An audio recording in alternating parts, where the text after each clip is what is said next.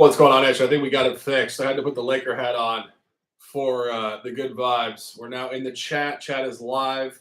Those of you guys on Twitter, please like and retweet. Brings people into this conversation as we open up this Monday morning, October the 9th, 2023. Beautiful one it is. Petros, what's up, brother?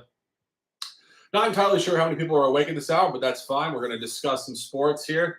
And we're going to talk what's going on in the next card. I think candid conversation is really a beautiful thing in this life. And I was saying it to a couple guys in the group chat. Of course, Petros, you know, the group chat, we get some of the realest conversation. We encourage people that are not in the group chat to come in there and see what's going on. But just real conversation. And that's the target of these chats. And let me see if I can get some more people in here. If not, Petros, you and I can just do a personal call here and we can just shoot the shit. We got shit to shoot. Obviously, real talk at the highest level. This Lakers print, I'm not gonna lie, under this beautiful light, that is magnified excellence right there. A season and a game one to behold. And let me see what's going on here on Twitter as I try to manage all of this in the small window. Obviously, understanding Sunday night sometimes is a bit of a lackluster evening for people, but not lackluster for me. I'm going to be doing a podcast on Tuesday afternoon that I will share with a couple guys who you guys probably don't know, and it's really a blessing for me to branch out into different spheres of gambling Twitter, and I would say even bigger than gambling Twitter, just media in general and people that really have big platforms. So shout out to my guy Rob Pizzola and his partner, and I'm going to be doing a podcast with them. They're going to be hosting me and asking me a bunch of questions about lifestyle, background, sports, and whatever. We're going to shoot the shit on Tuesday afternoon at 2 o'clock, so be sure to tune in on that. And this will be a formal announcement on this particular chat. This is why I'm wearing this Lakers hat. I'm going to be collaborating and working directly with BetUS TV on their NBA show this year. It's going to be myself, Junior Brown, Alex Christensen, Noops, and two other personalities, Sean Green, who's going to be hosting us 3 days a week, and we're going to be moving the show to BetUS TV. It's a blessing. I've gone on beautiful, beautiful calls with Natalie, who runs their PR team and their sports marketing team and their talent evaluation, and a bunch of their other personnel who I think are going to be an incredible, incredible team. So for those of you guys who love Sharky Talk, Sharky NBA Talk, it will be moving to BetUS TV starting October 20th.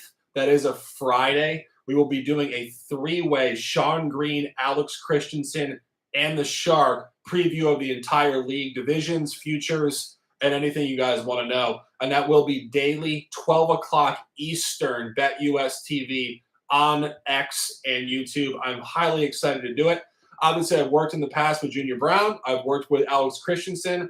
I've had some beautiful discussions with the entire company, and it's just exactly where I want to move the NBA content to. We will be doing NBA content on Sharky Waters Nation here on YouTube twice a week with myself and Junior Brown exclusively, and that will be a jump point, of course, within this channel, which is currently centered around professional and collegiate football. We will be doing college basketball talks starting November 10th with the Gun, and we're going to bring in a lot of personalities within that scope of conversation and handicapping, because of course, college basketball is incredibly accessible from a handicapping and profitability standpoint. So we're going to be building this, and we're going to be concurrently and simultaneously running content with BetUS TV. And I want to make that announcement. I just was talking to Junior Brown the other day about it. Junior and I are incredibly excited to work together. It's been 4 years in the making, and it's something that's come to fruition. Obviously, things fall into place as other things disintegrate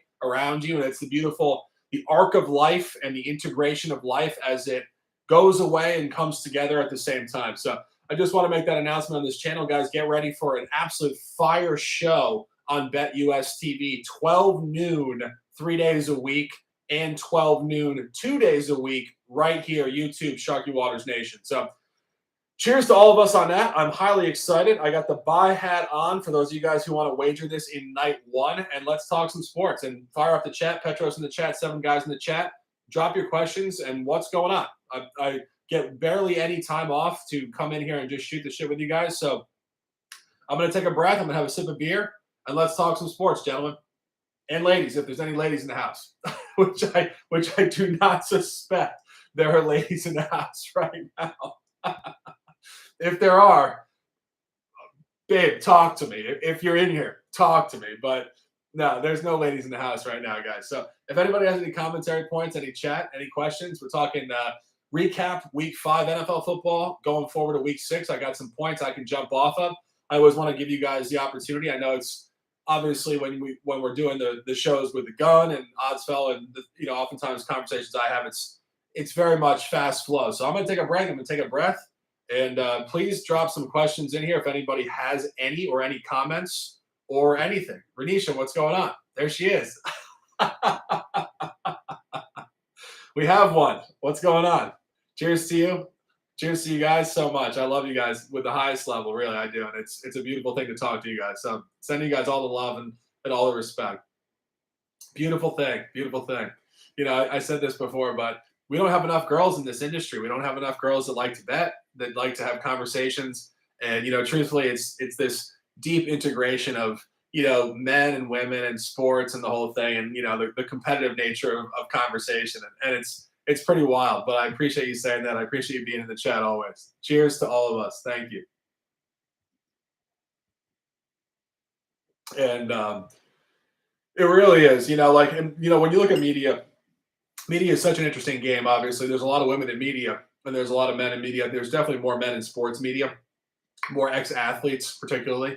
Not a lot of commentators that come off the street like me. I don't really come off the street literally, but from the standpoint of sports media, I do. I'm not educated within it. I don't have a degree in journalism. I didn't play the game, this, and that. I'm very self-made within that point.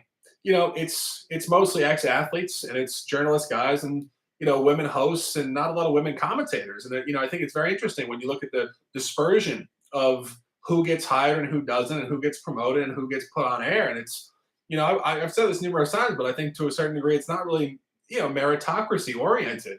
It's very, very centered on a lot of men and a lot of ex-athletes, particularly, which I think is very interesting in sports media because, just because you're an ex-athlete doesn't mean necessarily you're giving the best insight into the game. You have experience, and I think this applies to all industries. The word experience gets so overused as a control point within industries. Experience does not mean talent. It does not mean merit. It does not mean ability to lead. What it means is that you've been on a job for a long period of time, and that's it. And of course, by default, if you were able to keep that job and sustain a quality, it speaks to reliability and discipline and ability to perform, but it doesn't necessarily speak to the ability to grow within the industry to different positions that require a different skill set. I think that's where this idea of experience is so misused in terms of promoting people in all fields. Because again, it means the person is very reliable and dependable, but they're reliable and dependable within their current job, not a different job that really requires massively different skill sets. So I just talked about that for about 3 minutes, but I really do feel passionate about that. I think this whole idea of experience is very misleading, very misguided, and also very misused in contemporary industry in the United States. And I don't have a lot of experience internationally, but I would assume so as well, because human nature applies to almost all contexts. I don't think people are that much different, whatever country you go to. And, segueing off that, I think it's an interesting point, but people have such a regionalism within them, and I think that's a beautiful thing. Where you grew up, who you interact with, who your friends are, that will stick with you your whole life. That will, further than stick with you, that will empower you your whole life. That will give you a lot of positive energy your whole life, and you need that. But I think in terms of actually this idea that people are so different across the globe from any sort of political orientation or actual survivalistic desire is absolutely ridiculous. It's not. People are born from the same genetic dispersion point, and they have the same desires. Everybody wants to find health and happiness, and they're just going their own unique route within the local circumstances of their environment. And this isolation in the world that we see on a consistent basis is pure fraud. And I think that there's just a beautiful connection within these conversations. And the reason why I talk about it is because I connect so deeply with people in all backgrounds, in all spaces of the earth, no matter where you are. Because I know fundamentally as a human being, you want to find survivalistic happiness. And that really is just a core centric point for all human beings. And that is what Sharky Water Nation is. So don't want to get too off track philosophically. I definitely can. You guys know that. I could sit here and talk philosophy for hours because it's so expansive, so wide, so deep, and so interesting. But I don't want to go super deep on that. I want to keep it sports centric here for now. Chad Moody, what up, brother? What's going on, my guy? Let me retweet this on Twitter, see if anybody else is alive and well on this Sunday night. Whenever I use the retweet feature here, for some reason my thing freezes. So give me 1 second, guys. I'm going to use my phone and retweet this.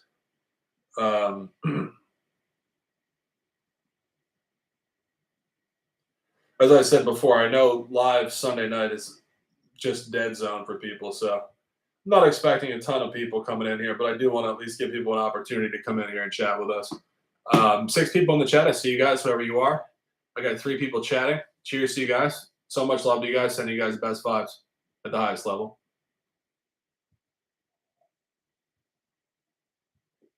And let's talk some football. Obviously, Dallas just got their ass kicked. That was the only misread of the week for me personally. So a successful week. Another successful week. We've been seeing the streets of NFL football very clearly, and I pride myself on that. I mentioned this to you guys before the season started. I've been great at football for years. I just haven't been on record, primarily because last year I had really a brutal, personal environment going on with the previous channel and the stress with that.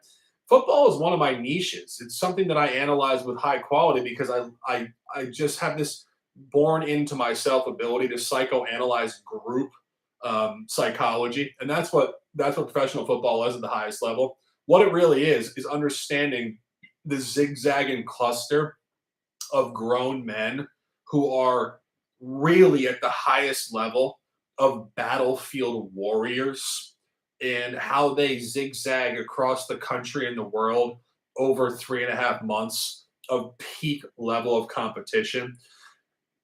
NFL football, more than any other sport, is psychological analysis. It is not the number necessarily. It's not this, it's not that. It is deep group psychology. And that is really my gift in life is group psychology and also individual psychology. But I've always been highly successful with football, and that's what you guys are starting to see now. And of course, it's beautiful to give you guys the product that we're putting forth, and we love to do it for you guys. But when you look at Dallas tonight, Dallas was an egregious miss, obviously. The team was a 3.5-point underdog, and they got beat by 32 points, which just is, I use the word all the time, and I don't say it just because I'm spitting off statistical terms to sound smart.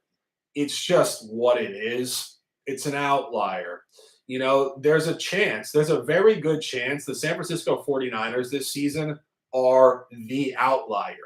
And they're just going to hammer teams. And they're going to keep doing it. And Vegas is not going to adjust their average because that's not how Vegas functions algorithmically within week-to-week NFL football. You're going to see the same lines with this team every single week.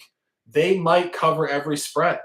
And that's why I brought it back to a comment I just made on Twitter about an hour ago with the 2007 New England Patriots. The 2007 New England Patriots, I believe, covered their first 12 ball games. And that's what you call an outlier. They were one of the best regular season teams in the history of the sport. 1-1A with the 72 Dolphins, undefeated.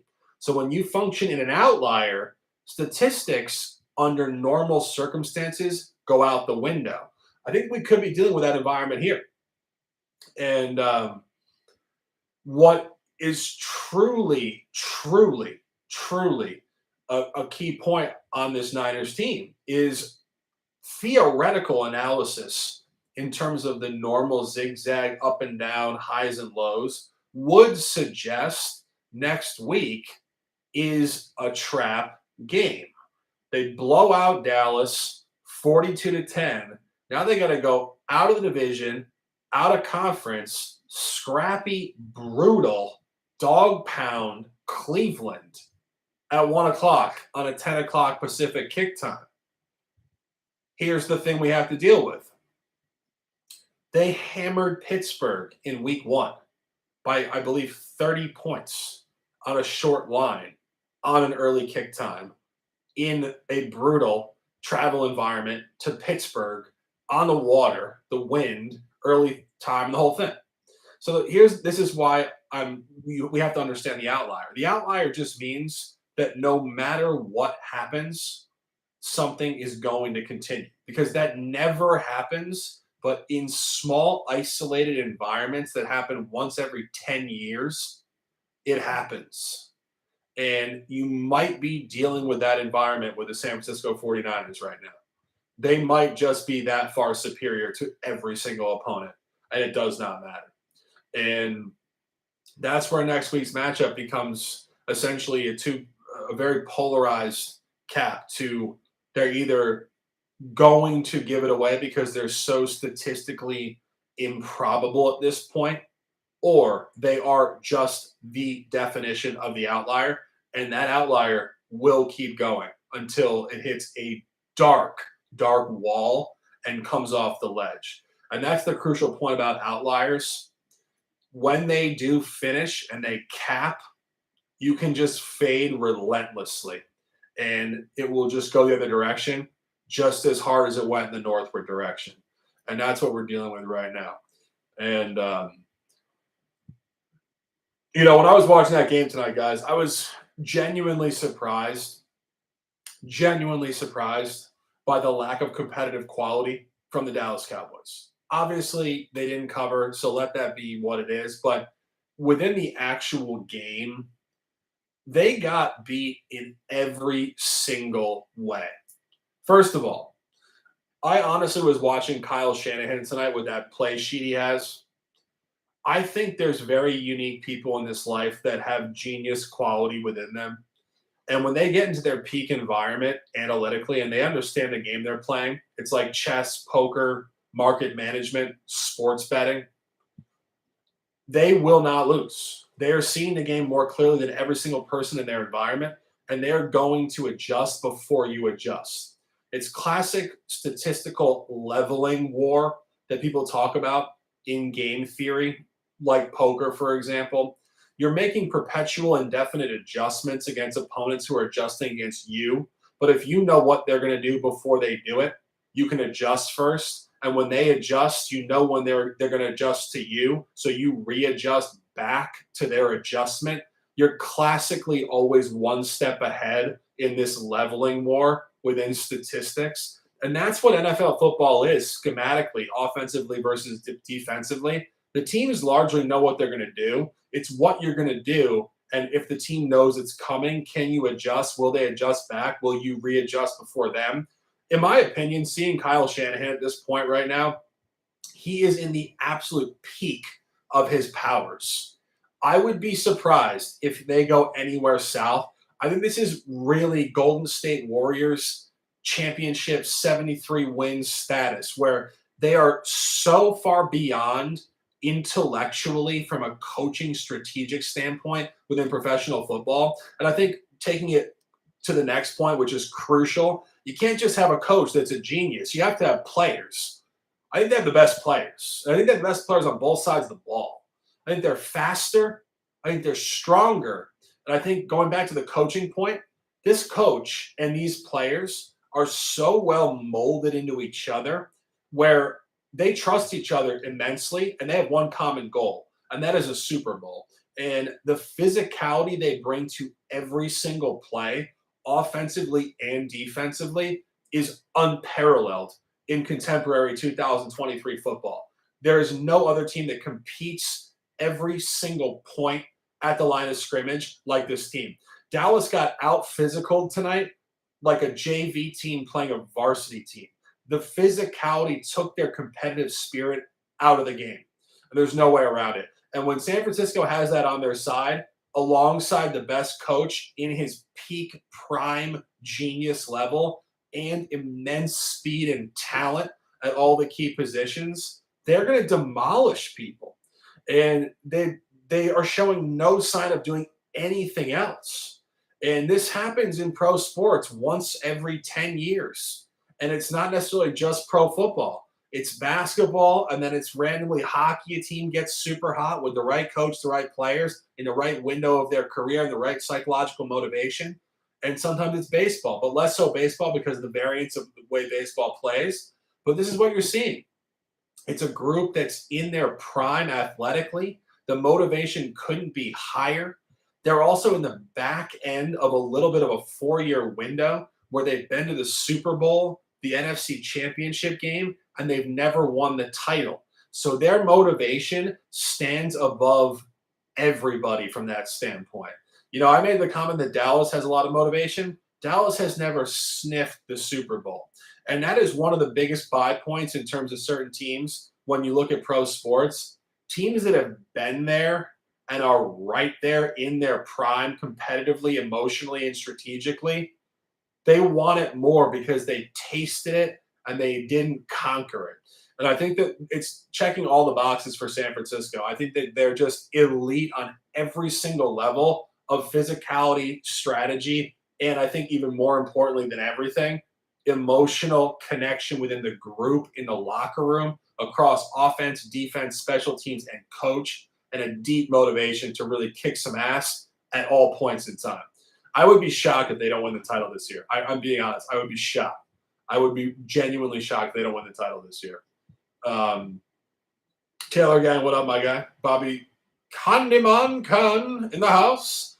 Guns is asleep he's got to work in the morning. So bless us all who are up right now. Min Park, what up, brother? Curtis Meldrum, what's going on, brother? Watch out for the Senators in the NHL. Great point. I don't know the NHL. Welcome to comments on that. Please drop some comments. Any predictions you have on that? Taylor Gang, my guy. I've only seen one team that may be able to match their physicality in the trenches. It's Philly. No doubt they're going to be a problem in the postseason. I completely agree with you.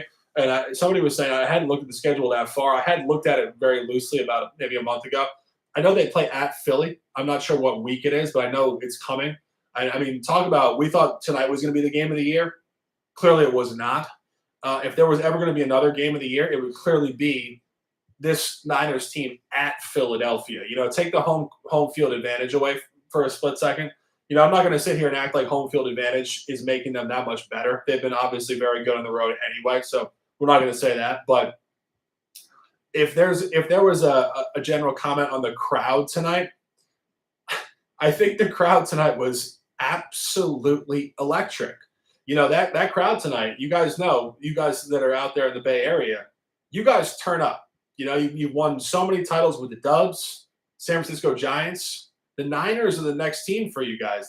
That's right there. And I sensed the passion. I was watching the game, and I had a bet on the Cowboys. And I got to be honest with you guys, I saw that stadium, and I thought to myself, this crowd is 9.9 out of 10 tonight. And so shout out to you guys for being competitive sports fans. I love it. So doesn't matter what bet I'm on. I still love when people bring great energy to a stadium or an arena. So shout out to you guys out there. You got the best team in the sport. So enjoy that shit this year because it's probably going to a great place.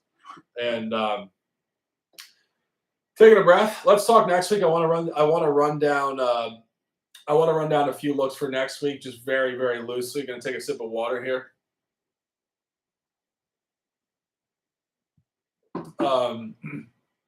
I used to cap hockey, honestly, my guy, Curtis. It's just hard to do the amount of content I do for different sports. One of the things that I don't really have regrets, but one of the things that I wish I could do is cap more sports because, again, the numbers of sports speak for themselves. You don't really have to be a fan to cap it effectively. But the shows that I do and the content I put forth, I commit, my life energy to this stuff. So it's hard for me to cap hockey from that standpoint. Chad says I was front row of the NFL's best crowd of the year in Seattle beat Carolina.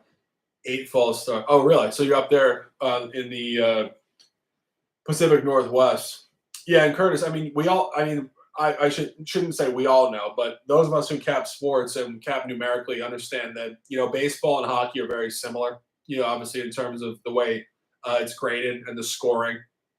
and the run line, puck line, the probabilities, the whole thing. So I love the cap baseball, and I think that I love the cap baseball because of the numbers of it and the general statistical flow of it and the transparency we can find numerically. The only thing for me in terms of actual personal energy is that that's, of course, in the summer with nothing else going on. If hockey fell in a season where there were no other sports, I could almost guarantee you I would handicap it and I would do content on it. But, given how much work I do in the fall and winter with football and basketball, I just don't have the energy for it, unfortunately. Yeah, no, Chad, 100%. I think, yeah, I mean, you're saying underrated, maybe, but I think people know about Seattle now. Obviously, going back to the Russell Wilson days and the 12-man days, I think you guys put forth, some pretty, I think some pretty huge energy in terms of the national market and people understanding what was going on. So I think, yeah, probably underrated. You don't get the call with, New York, Boston, Chicago, LA, but I think people that are slightly more in tune with actual sports, I would say you're right there to a certain degree. I think people do realize it. Um, anyway, let's talk. Let's talk next week. This Monday Night Football game. I don't know. Let's talk the Monday Night Football game first. I know that's the last game on this Week 5 card. I got to be honest with you guys. I don't know what to make of the game. I really don't know what to make of the game. Obviously, both teams have very little matchup data. They haven't really played at all in recent history. I did read earlier they've only played 8 times since 1990. I'm sure a lot of people in the chat weren't even born in 1990. 8 times in 33 years. That's pretty much, that's the NFL out of division schedule where they play once every 4 years cross conference. So that's pretty much it. And it just speaks to the fact that the Raiders and the Packers were never really marquee necessarily outside of their required once every 4-year matchups. But that brings us to the difficult point in handicapping that we don't have a lot of matchup analysis. So we have to go in season. And what we do find here is, unfortunately, and this is why I think there's really not a lot of plays on this game, the Packers are just damn sharp out of the division. Damn sharp. The Packers have played 2 games out of the division that come to my mind. Home game against the Saints, they were, I believe, laying 1 or 1.5 points, and they won the game by 1 point. Dead toss. And their only road game outside of the division at Atlanta, same thing. Lost the game by 1 point on a -1 line. They got steamed up towards Atlanta, -2.5. So the final line covered for Green Bay very closely, but the original line was a push. So they've had 2 very specific out-of-division matchups this year already, only through 4 weeks, and they've effectively pushed both. So what that tells you is that the game is going to be crazy sharp. And I said this on the show earlier. There were 2 games that really reminded me of these out-of-division environments that are really difficult to handicap. And I think one that really did go right to what I was saying. I said Atlanta at home against Houston was going to be right on the number. And a lot of closing numbers were -2. They did win the game by 2 points. And I did cross-reference how Atlanta played Green Bay at home to a push on a -1. Of course, Green Bay in this conversation involved, they're in push environment here. And I think that you're unfortunately dealing with that. I think that there's certain games where the number is just right on the result. And unfortunately, that's just how it is sometimes in professional and collegiate sports. Books just know the number. So you're doing no better betting the game than you are flipping coins or shooting dice or flipping high cards at the casino because the games are just so closely graded by books. And I do think that ultimately this game is going to be a toss-up. Real toss-up. 100% chat, 100%. And I think that's what we're going to get on Monday Night Football, too. And I think it's going to be a great game. I mean, I'm excited to watch it. I think that's a great thing, from a fan standpoint, especially for a game that really doesn't have a lot of playoff implications, theoretically. It will be nice to watch a game that's theoretically competitive. I mean, our last 2 primetime games this week have been really blowouts. Chicago absolutely hammered Washington. And, of course, Dallas was uncompetitive tonight at San Francisco. So I think we're actually very due this week for a really tight competitive game. And I think, just a loose comment, but a lot of the times when teams that are not necessarily going anywhere play each other in their only primetime environment of the year. I don't know if this is their only primetime game, but just let's be honest, these are not marquee teams this year. They're going to put forth their best effort. They're both going to put forth their best effort at once, and it's going to make for a great football game. So I think that you can really expect a great watch if that's what you're interested in. Of course, oftentimes we're not. We want to find an angle, but I think the angle is hard to find in this particular game, to be perfectly honest. Thieves by Law, what up, brother? What's going on, man? So maybe tease Green Bay to +1.5. Yeah, if you can get that at what, like +7.5, I think that's very good for sure.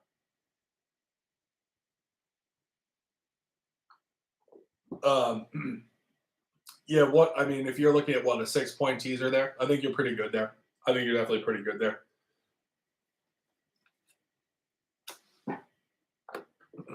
I had the backlight on there. It's so interesting when you do media. You turn the backlight on, the room has no depth. It's pretty wild. But anyway, guys, going to take a sip here, just leaning back. 31 minutes here. I want to talk next week. Just need to take a quick break. Ooh. Been grinding all week, gentlemen. It's a beautiful thing. Cheers to you guys. I appreciate you guys immensely.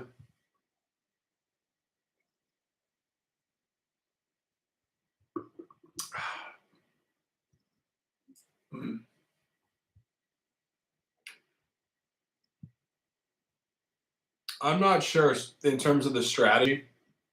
The odds fellow was talking about it on the broadcast at the very end. I'm not entirely sure what he was saying. I got to go back and listen to it. He was making some points. I honestly don't know what he was saying. Oh, Chad, what's up? Yeah, on that. No, I don't. I do not. I do not. I mean, that's why I had Detroit. I love Detroit.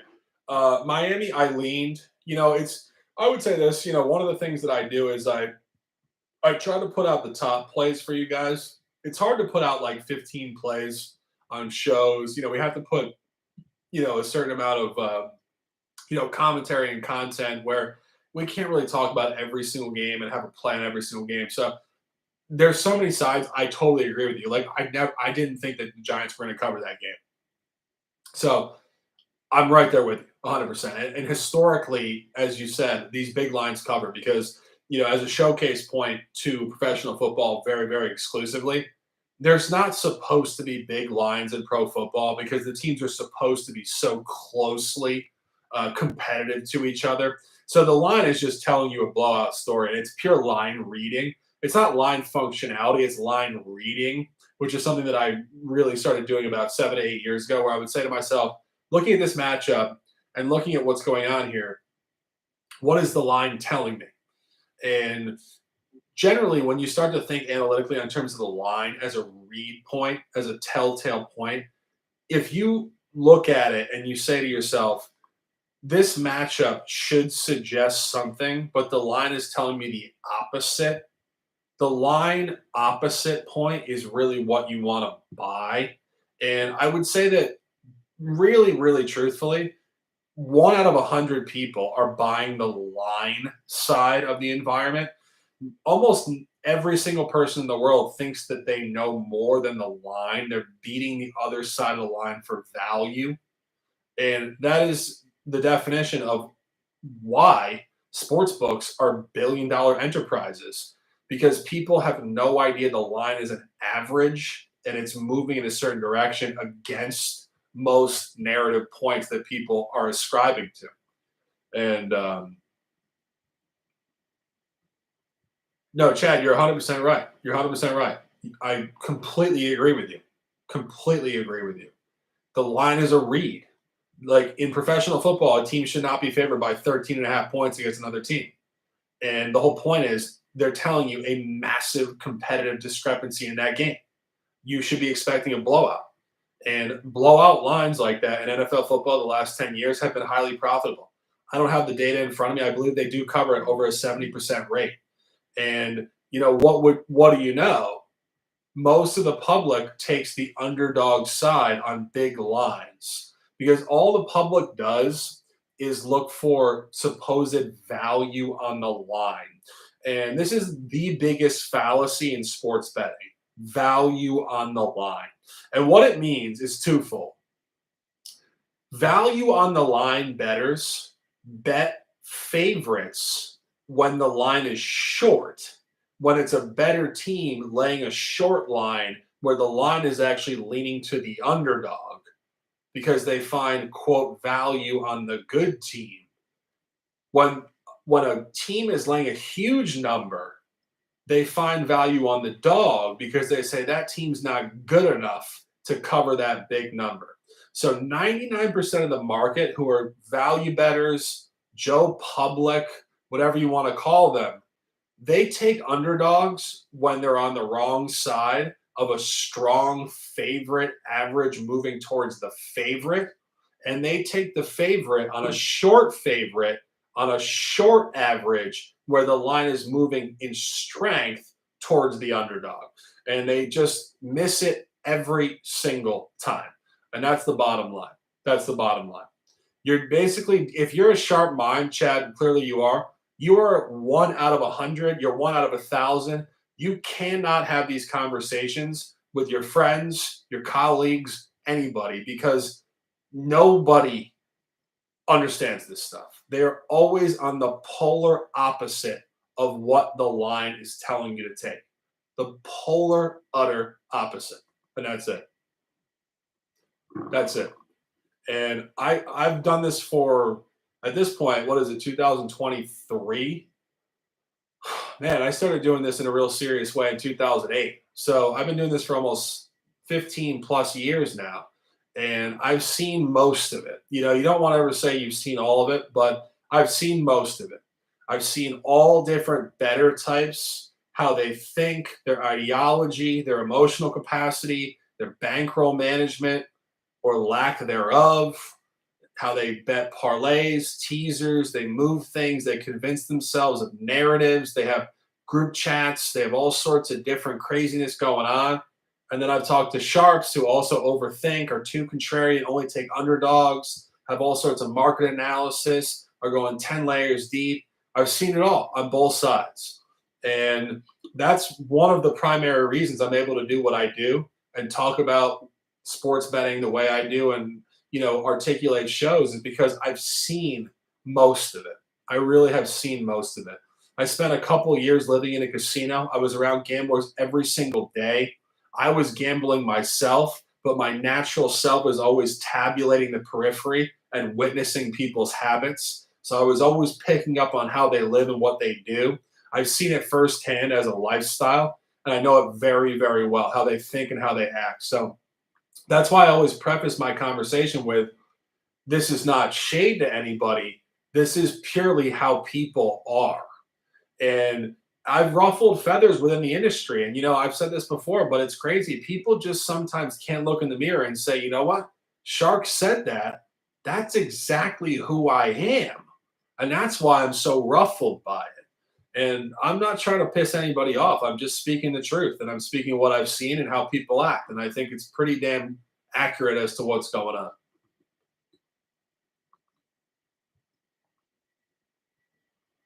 Chad, great question. Yeah, I mean, I actually played poker professionally for close to a decade, from 2008 through about 2016, 17. And I started sports betting in a serious way throughout that process of playing poker professionally, but it was never my prime source of income. I really started to get into sports betting about 2015, 16, 17.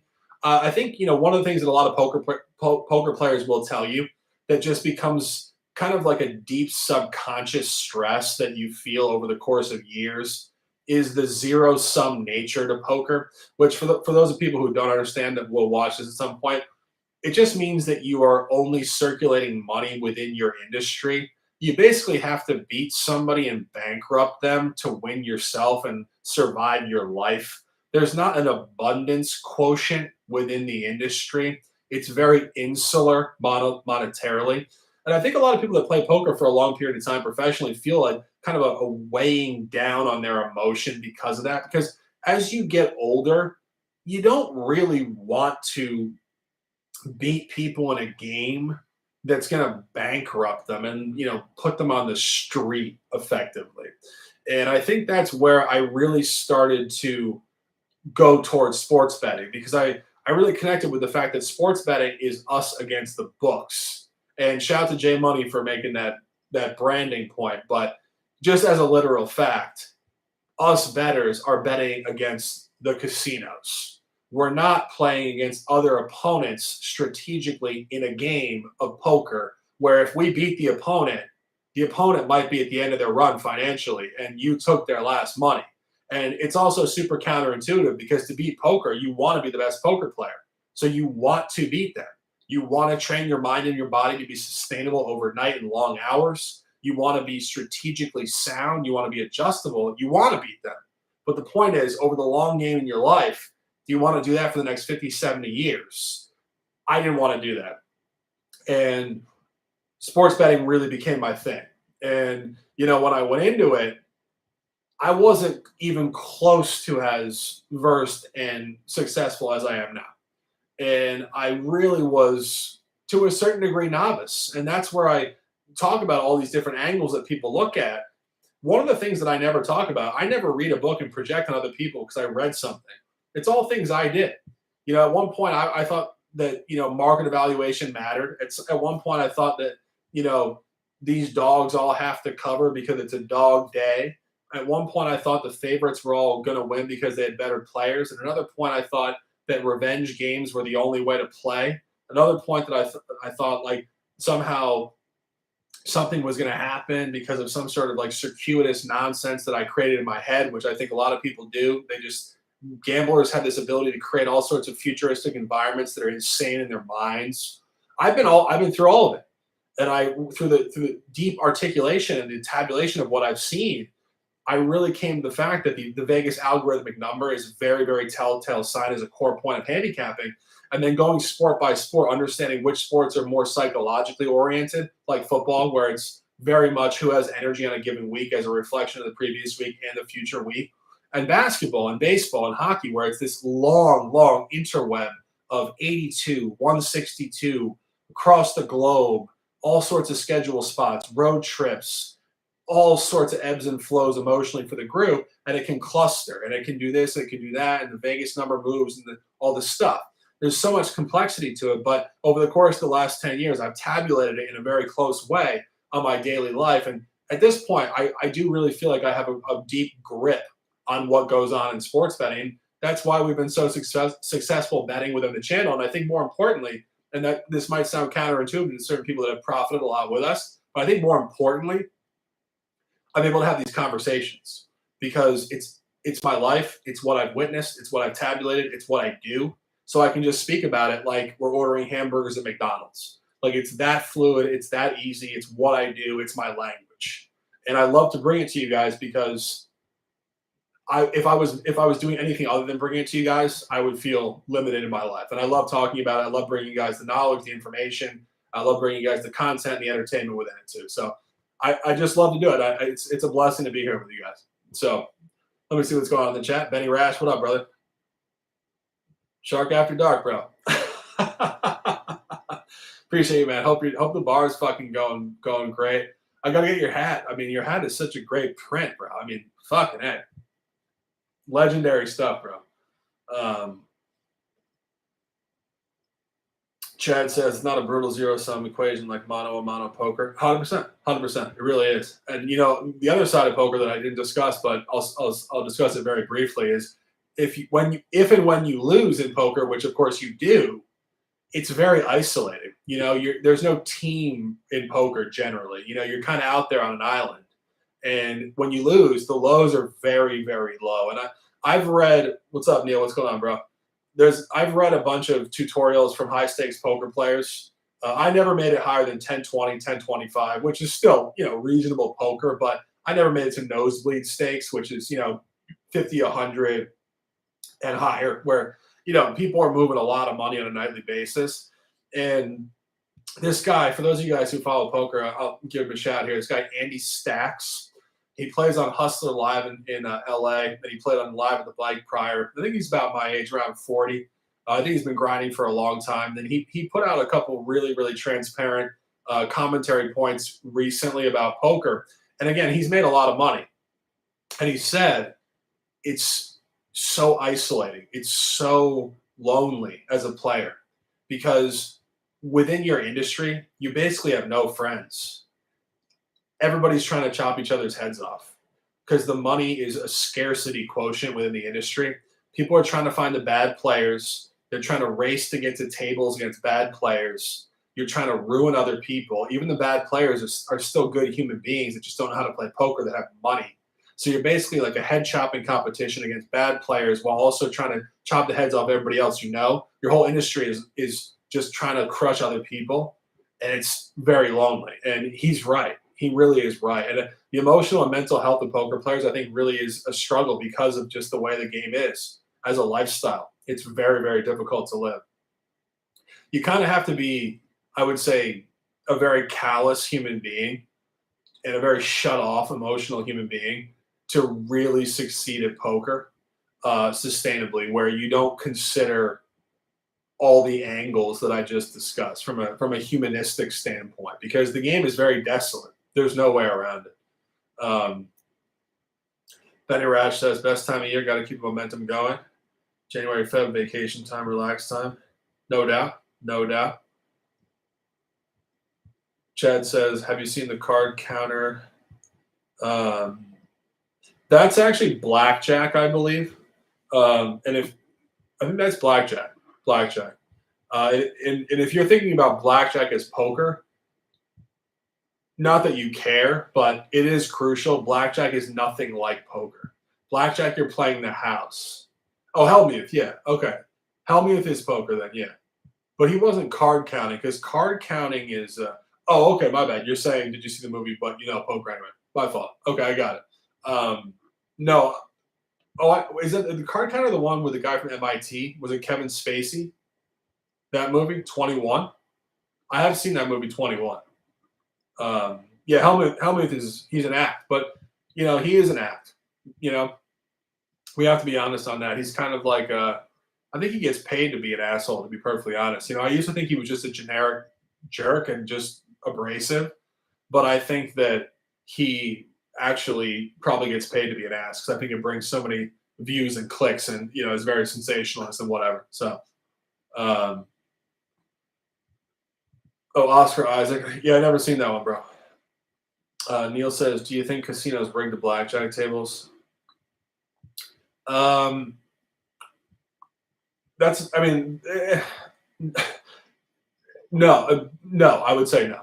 And I think, one of the things that's really important to note is, again, it's pure statistics. I think you're supposed to lose at probably about a 2 to 3% deficit point long term in blackjack. So if you show up there every single day, you're going to lose 3% a year. But if you just keep doing that, you're going to just keep losing gradually. But the point with games like that, and just generally the statistics behind it, and that's what you're doing. Actually, you're not really playing blackjack. You're playing card frequency and statistics. You could run really hot, and you could just blow the casino out. But if you do, you're going to go the other direction. But the point is, you don't know when you sit down at the table which direction it's going to go. So you could just get crushed off the bat, and things could seem wildly rigged.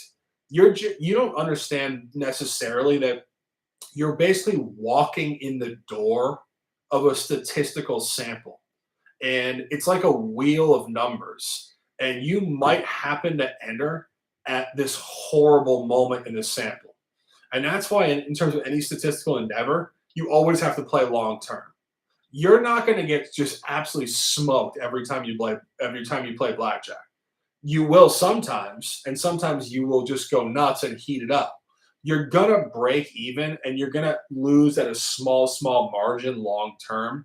And that's why the casinos do make money, because you cannot beat the game mathematically from the standpoint of card dispersion. They have a small edge on their card dispersion long term.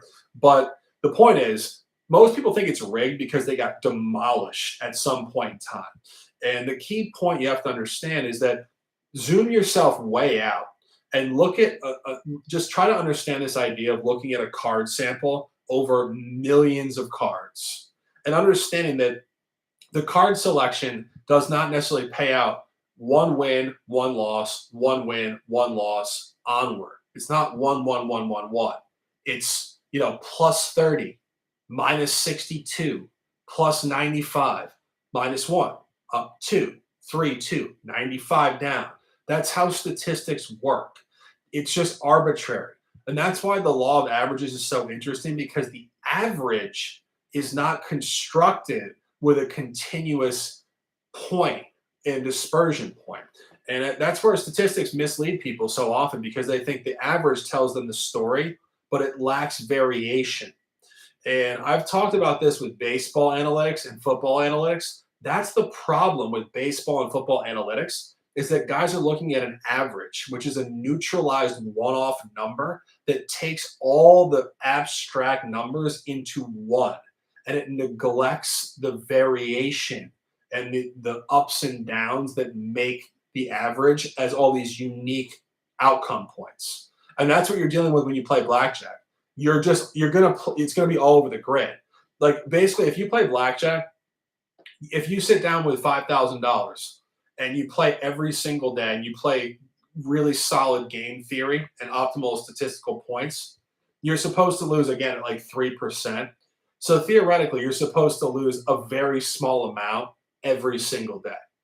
That's not what's going to happen, though. You're going to win big, you're going to lose big, you're going to win big, you're going to lose big, you're going to have a couple small, a couple big, boom, boom, boom, the whole thing. But the insanity of it, and this is why I would say zoom out on yourself, try to look down on yourself and laugh at like the insanity of your life.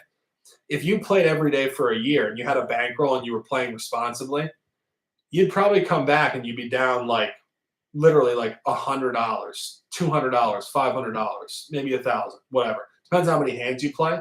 But the point is, to get to that actual final point of being down some small percentage point, you probably went up a ton and you went down a ton throughout the 365. And you have this huge whirlwind of an environment the whole time. And that's just how averages work. That's how life works. And that's why it's so interesting. That's why also, as a person, when you start to understand the law of averages for yourself, you understand you're going to have some big emotional highs and lows, but you understand that's just the way energy in the world works. Your life is not vanilla. It's not just every single day is the same. There's patterns, there's ups and downs, ebbs and flows. And your average is going to be in the middle, but your average is not going to be the same. And I think when people start to understand their actual life as an average versus gambling odds and stuff, it actually makes complete sense. You think about your life. You have all these highs, you have all these lows, you have some middle days, but most days are not the same. But if you actually average them in terms of energy, it would be like a middle ground energy, like a 52% energy. But it's all 90s and zeros and 32s and 65s. And the point is, analytics mislead people because they take all the unique environments and they put them into one average. And the average does not tell you an accurate story at all. And that's why mainstream media misreporting these numbers by averaging things. They're basically neutralizing human uniqueness in environments. And what I do when I handicap, and this is one of the most unique things that I do, I go straight to box scores every single day because I want to see very, very case specific, spot specific evaluation of what's going on. I do not want averages. If somebody's telling you averages or trends, just if you're listening to what I'm saying, you know now how unbelievably misguided and truly unaware of what numbers are telling them these people are. There's a lot of handicappers and gambling Twitter that throw out averages and trends. I try not to attack people, and truthfully, I don't attack people. I just make evaluations like this, but people take it as attacks. They're looking blind. They're literally capping the game blind because they are neutralizing the uniqueness of the entire fluctuation of the calendar. And that's really the key point. It applies to all gambling because all gambling is statistics and probabilities, and the understanding that within a certain long-term expectancy, massive fluctuation up and down across the grid to get to a long-term average. So great question. Obviously led me on a nice 10-minute conversation there, but it takes some time to explain. It's very complicated. And I'm very passionate about it because when you really start to connect with this type of idea, you start to understand your life better. You start to understand big highs, big lows, middle ground days. What's my average? How can I figure out life? How are athletes going to play? That makes sense why they play so big and so small, and why guys will lose 1 week by 30 and come back and win the next week. People say it's insane. How could they do that? And it's like, well, they're getting to their average, and that's it. Let me see what's going on with you guys in the chat. Bobby Candyman, Kurt in the chat, Chad, Benny, what's up, brother?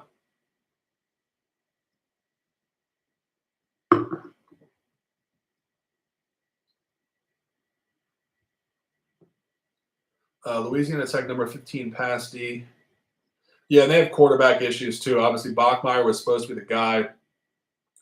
Just, I don't know. I have a future on them. It's looking like a push at best. I'm not thrilled with it at all. I will say in terms of the futures, Jacksonville Jaguars winning today against the Bills was fucking gigantic for that over. I was thrilled with that.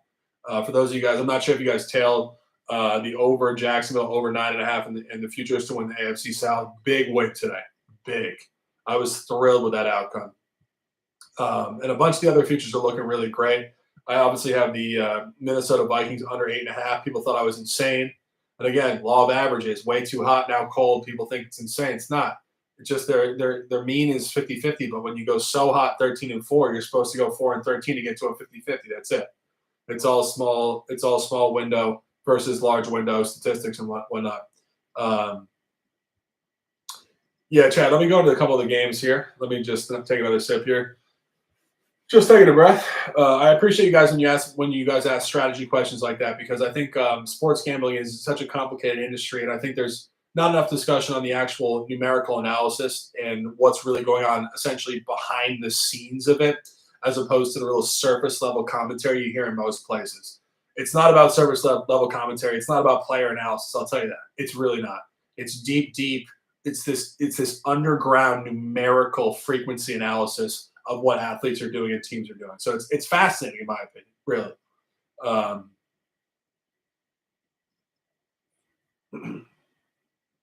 All right, so let me do a quick rundown here. This is my first look. Have not looked. Now I'm looking. All right, Chiefs minus 10.5 at home, Thursday Night Football, minus 10.5, 51. First thing that stands out there is the over. I think the Chiefs are due for an over. I think Denver doesn't play any defense. The games last year, I think, were 28-24. I think there might have been a lower one earlier. First thing that stands out is an over. I'm not sure about the line at 10.5. I think that might be just kind of real hover zone, like whatever. Ravens are playing the Titans in London, Tottenham Hotspur Stadium, 9:30 a.m. Baltimore minus 3.5, I think, is a really tight line. Really tight line. I don't think there's much of an edge there. I think you're pretty much gambling in that game. Obviously, London in general just brings a level of ambiguity to the game. I think that both teams are in tough travel spots. Both teams did tank the game before, which I did not mention on the broadcast earlier, but I did mention it with the Titans fade. You always want to fade a team before they go to London. There's just a natural deflation point for teams before they go to London. And of course, Baltimore did completely melt the game in the fourth quarter. But again, it's not so much they melted the game. It's the fact that they did lose the game that they were supposed to win before they went to London. And it is a very consistent thing. Teams just don't perform well before they go to London. But crucial point, one of the things which we do center on in all sports, the hardest caps are where both teams are in the same spot, theoretically. Baltimore's off a loss going to London. Tennessee's off a loss going to London. 3-point line. I know people are going to bet on this game. This is just a terrible game to bet. 1 o'clock, Commanders Falcons. We said it with the Falcons. This is the third time this year already they're playing out of division game at home on basically the same line, -1 or -2. They've already basically pushed the last two. I would see nothing other than another push here. I think this is just another egregiously terrible game to bet. 1 o'clock, Fox Sports, noon, Chicago. I love Chicago, great city. Bears at home. This could be a bear down spot, guys. I'm not going to lie. I think this is a multiple revenge spot. This is the Bears coming up. We bought them correctly against Washington. We did miss a couple. We did miss their first divisional game against Green Bay. And for those of you guys who have been following the show and following just the general idea with the Bears are so due to win football games. And I really think this is, again, this is the first candid look, so this is not official whatsoever. The first legitimately good look that does stand out to me on this card is the Bears. I think the Bears are ripe to win a divisional home football game. And I think the line is speaking to it. This is clearly a very short line for Minnesota. I do agree. I'm looking at my guy in the chat, wager me this. I agree. Mahomes has looked a little inconsistent this year. I think schematically they're struggling a little bit. Obviously, there's been a lot of moving parts with the receiver group. This is 2 or 3 seasons consistently. And of course, that's what happens with great teams. They lose their players, other teams sign their players, whatever. But they are still figuring it out. Again, I'm not too sure with the 10.5, but I think the over probably, again, totally loosely, but not the game I'm really targeting. I think the Bears are probably the best look here just at the very initial standpoint looking at this board. Cincinnati laying 2.5 to the Seahawks at home is just a really difficult spot at first glance. When I look at this in more detail, I could find an official. Just very, very generically looking at it, you see an out of division, out of conference game here. Seattle has performed well as a road dog outside of the division. Obviously, did win at Detroit. I think the Bengals are a tough read. Obviously, Joe Burrow did look more nimble today than I was expecting. I was not expecting him to look that agile in the pocket. I'm not sure if he took some sort of foreign juice to figure out his leg, but he did look a little better today. Theoretically, the line does speak to the Bengals from just a flat standpoint, which I don't think is very, very sharp in contemporary analysis, but I do think historically, loosely, if you want to call it that, when you see the Bengals at 2-3, just as a flat record, laying 2.5 to a 3-1 team who's also 2-0 on the road, it does speak to the lack of sustainability for Seattle. A little too hot in their flat record. I would say far too hot on the road. Cincinnati way too cold in general. I do like Cincinnati in this game from that standpoint. I do want to look at the number a little more closely and do also want to evaluate Burrow, but I do think that Cincinnati is definitely the initial lean in this game. 49ers, Browns, another short line on the road for the Niners. But again, we talked about this in the beginning of this broadcast. You guys just watched the game. You know what? The Niners might cover every spread until they play a road divisional game again. I think the next one that could be really tough is at Seattle. I think at Philadelphia will be tough, but I don't know if they're going to struggle with the Cleveland Browns. I've missed them twice, and I'm the first person that would tell you stay the course of action with the right idea. I just don't know if this is the right idea anymore. I think this team just could be on a renegade heater, and you saw what they did in week 1 against Pittsburgh, where they just blitzed them, and not literally blitzed them, smoked them against the spread. Same division, same thing. They could just clean up here again. It's hard to predict this team right now. They're just on a legendary heater. Dolphins laying 13.5 points to the Panthers. The Panthers, I said it before. I said they could go 0-16. This is 0-17, obviously, in 2023. I don't know. This is another game where, it gets to a point where you ask yourself, are they ever going to cover a spread? I don't know. This is, it's interesting. We're talking about these games back to back. We're talking about will the Niners ever not cover a spread? And we're asking ourselves, will the Panthers ever cover a spread? I would never talk anybody out of the Panthers here. I think the Dolphins could smoke them again. I think the Dolphins are just a juggernaut at this point. I think the Panthers are incompetent, but I do worry about that. This is part of the reason I was talking about this briefly with Chad, who was asking the question about this. Part of the reason why I don't back teams at minus 13.5 like the Dolphins is because it's just my natural statistical self, if I'm being perfectly honest, where I think to myself, I haven't bet them. I didn't bet them against the Giants. So if I bet them now against the Panthers, are they going to not cover? Am I late to the party? And I think that's always a very, very valid evaluation point for people that are thinking analytically and statistically. Are you late to the party? And I don't know, with the Dolphins, to a certain degree, I feel like I'm late to the party because I haven't really profited off their blowouts before against Denver, Giants, whatever. maybe I should jump on now. Again, first casing. That's just my general thought. Is just late to the party, but maybe not late to the party. It's a 4 month season plus 4.5 month season. They might continue this upward movement. Jacksonville at home against the Colts -4.5. This is one that I probably will target. I want to look a lot more closely at the line functionality here in the division. Of course, 2 matchups a year, a lot more data here. All the games we're talking about before outside of the division, except for the Thursday night football game. I want to look at this in more detail. I don't have a lean. Obviously, Jacksonville coming off of 2 huge wins in London, coming back home. This could be a Colts spot I got to look at. I think the Colts are very competitive. When you look at what the Colts did today, I thought it was incredibly impressive what Gardner Minshew did. I mean, the guy came in seamlessly. He was just, he was almost, I wouldn't say more effective than Richardson, but right there. I mean, this is one of the more unique situations in recent history in NFL quarterbacking where this team has legitimately, I would say, 2 starting quarterbacks. I think it's very safe to say at this point in the season, Gardner Minshew is starter status. And I don't think that's an exaggeration. So I'm not sure who's playing next week. Of course, Richardson continuously exposing himself. I think he'll learn how to take a hit a little bit more. But he's putting himself in harm's way. We'll see on that. But I do think the initial lean could be to the Colts. I think the Colts could keep this close and see what's going on. 1 o'clock Fox Sports, Saints back-to-back on the road at the Texans. This is a tough spot. Saints have been very good on the road. Obviously, they did lose to Green Bay. They would not have lost to Green Bay if Derek Carr did not get hurt. They were up significantly in that game. I believe they're up 17-0. They just did it this week against the Patriots as well. This team is electric so far on the road. It's really hard to fade the Saints on the road right now. I think they have a bye team. I think Derek Carr is very focused at this point in his career. I think Dennis Allen is actually showing upside in a coaching arc. We'll see what we have on that. I think the Texans are a tough read in this spot outside of the division at home. Patriots, Raiders. This is going to be a grease fire spot.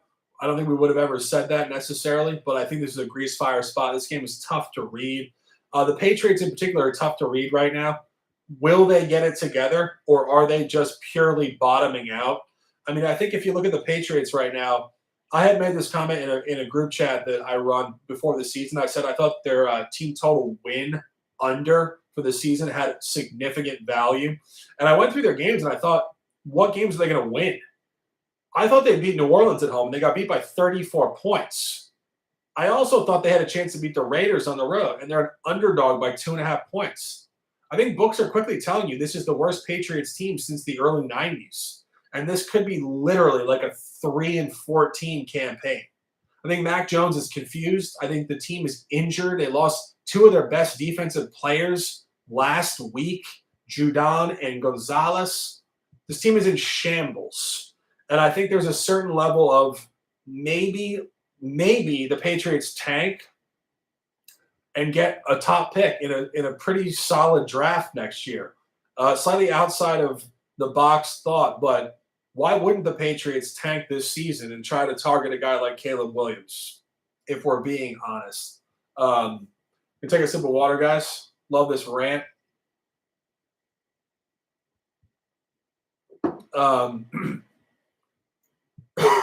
Ooh. A little dryness, guys. Rams, Cardinals, divisional football. This is a reasonable spot. Got to look at this line. I think the line, unfortunately, is probably going to be really sharp. Obviously, Cardinals 0-1 outside or 0-1 road inside the division. Did not cover at San Francisco.